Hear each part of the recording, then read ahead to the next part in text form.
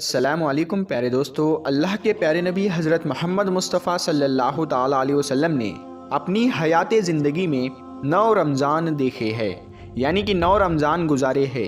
10ویں رمضان کے شروع ہونے سے پہلے آپ اس دنیا سے پردہ فرما گئے، یعنی کہ آپ اللہ کے پاس تشریف لے گئے۔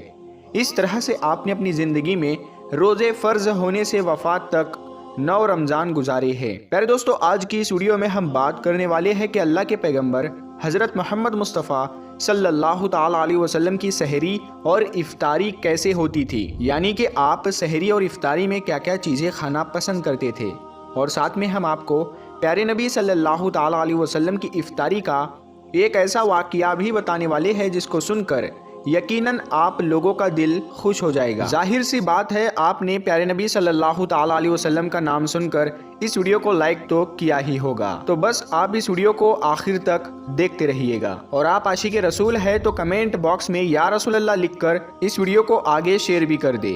تو چلیے دوستو شروع کرتے ہیں۔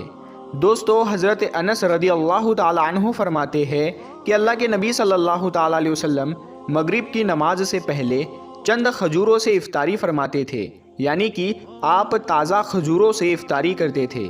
اگر تازہ کھجور نہ ملتے تو پھر آپ خشک کھجور سے، یعنی کہ سوکھے کھجور سے افطاری فرماتے، اور اگر کبھی خشک کھجور بھی نہ ہوتے تو پھر آپ چند چلو پانی پی کر افطاری کرتے تھے، یعنی کہ تھوڑے سے پانی کو پی کر آپ افطاری کرتے تھے۔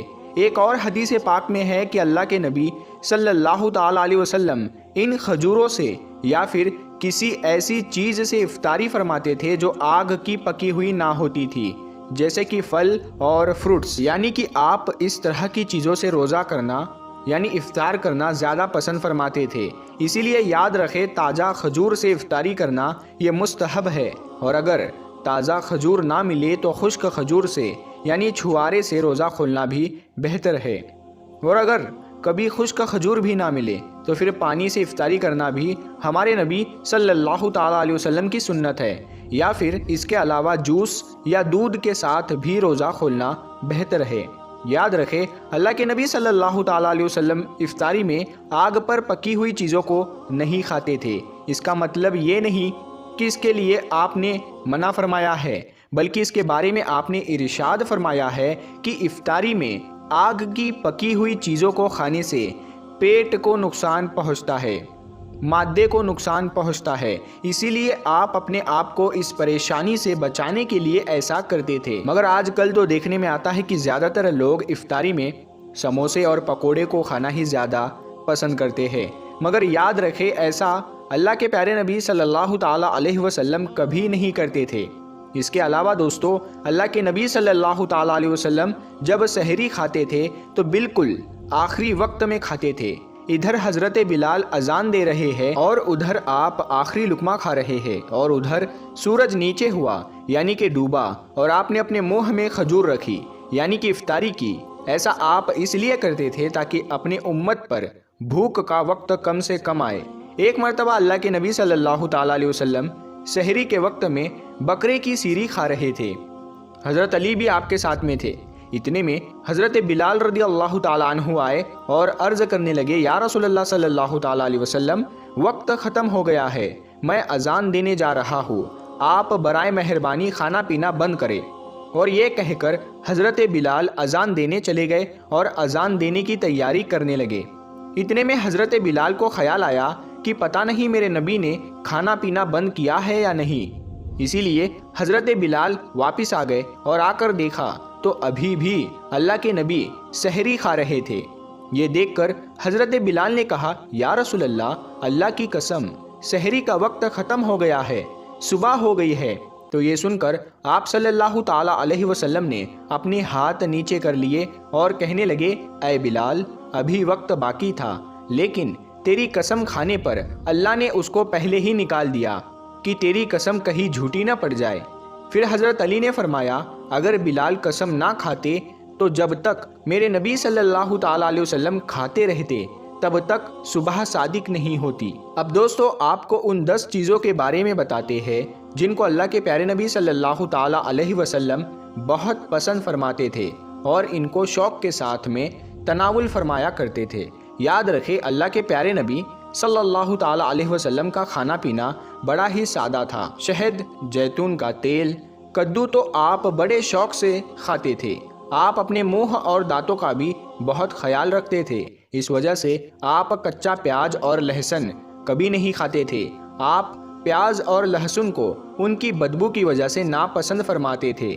یاد رکھے اللہ کے رسول صلی اللہ تعالی علیہ وسلم کو اگر کوئی چیز یا کوئی کھانا پینا پسند نہ ہوتا تو آپ اس کو چھوڑ دیتے تھے، یعنی کہ اس کو نہیں کھاتے تھے، مگر اس چیز کو آپ برا نہیں کہتے تھے۔ حدیث پاک میں ہے کہ اللہ کے نبی صلی اللہ تعالی علیہ وسلم کی عادت مبارکہ تھی کہ آپ کو جس قسم کا بھی کھانا مل جاتا تھا آپ اس کو تناول فرما لیتے تھے، یعنی کہ آپ وہ تمام کھانے جو خدا نے حلال کیے ہیں اس کو تناول فرما لیتے تھے۔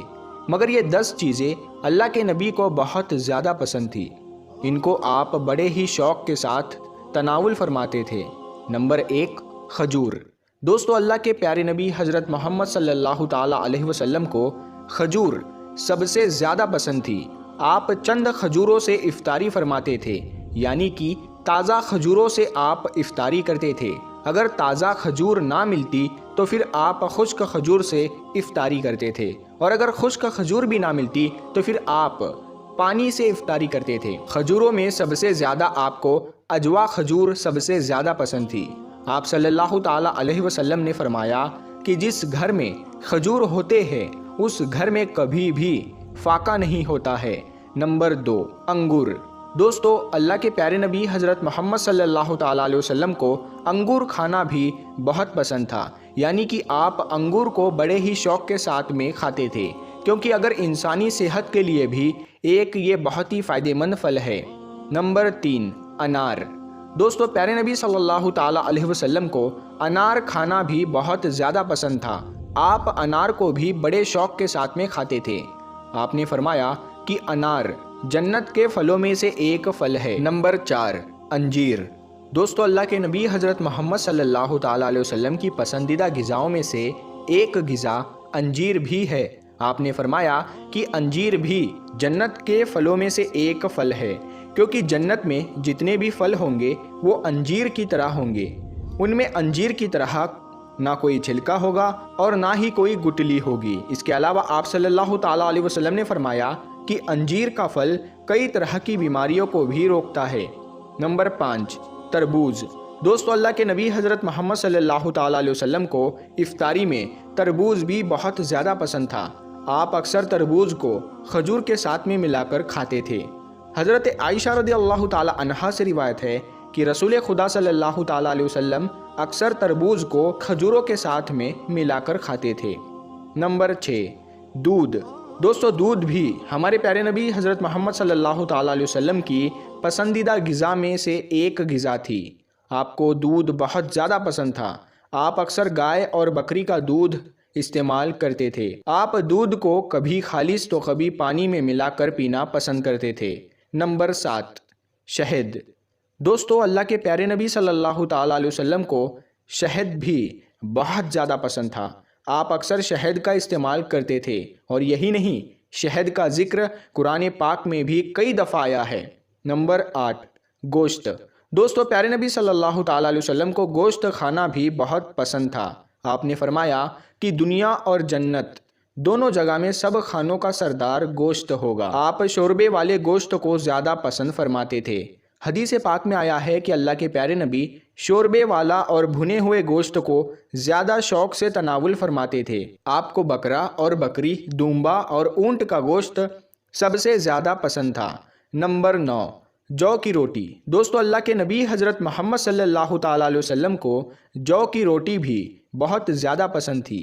آپ اکثر جو کی روٹی کھانا پسند کرتے تھے اور بغیر چھانے ہوئے آٹے کی موٹی روٹی تناول فرماتے تھے۔